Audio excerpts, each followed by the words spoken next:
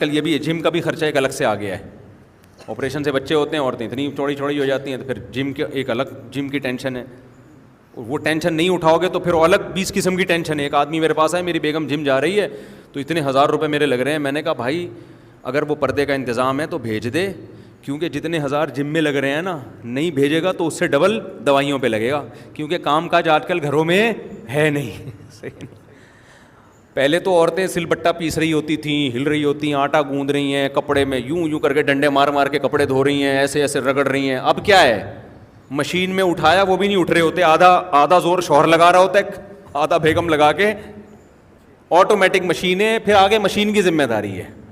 Machine کا cholesterol کبھی بھی نہیں بڑھتا الحمدللہ, مشین ہمیشہ کیا رہتی ہے, فٹ. تو اب تو مشینی دور ہے بھائی. تو وہ میں تو سمجھتا ہوں اس زمانے میں اگر پردے کا انتظام ہو تو بھیجنا ضروری ہے, ورنہ برباد ہو جاؤ گے بالکل ایسے ایسے. پھر جب اس کی فٹنس خراب ہوتی ہے, وہ آڑی ترچھی عجیب سی, سبھی عجیب سے ہو جاتے ہیں آج کل, تو پھر اس کا پھر آدمی کو اس کی طرف توجہ نہیں رہتی. پھر آدمی انٹیوں کو دیکھتا ہے باہر جا کے, دفتروں میں دیکھتا ہے یار یہ ساری سل مسموہٹ, اور میں کیا لے کے آیا ہوں. اس کی اخلاقی برائیاں پھر جنم لیتی ہیں. یہ سب ہو رہا ہے تو بہتر نہیں ہے یار. اب یہ تو نیچر سے تھوڑی کوئی لڑ سکتے ہو, فطرت یہ کہتی ہے کہ ایکسرسائز ضروری ہے. اب آپ جتنا بھی دین پہ عمل کر لو, فطرت کبھی بھی چینج نہیں ہوگی.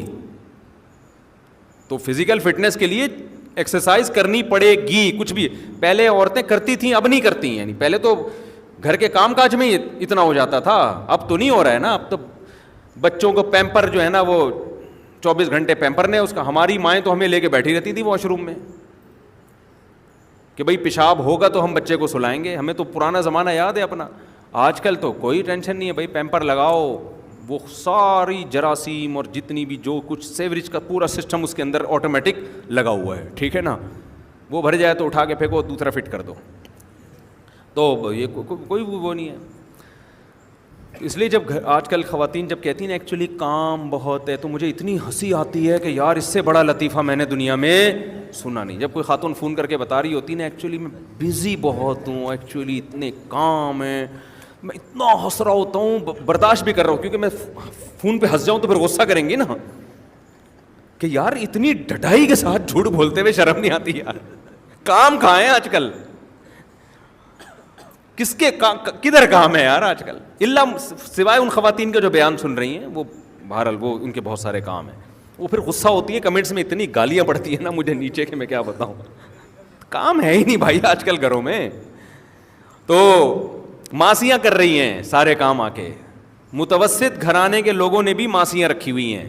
تو غریبوں کے گھروں میں ہوتا ہوگا, کام وام بہت ہوتے ہیں, تھوڑی سی واکنگ ہوتی ہے خواتین کی, وہ بھی ڈاکٹر نے کہا ہوتا ہے پارک کے ایک چکر, تو وہ چکر بھی جا کے دیکھ لو نا.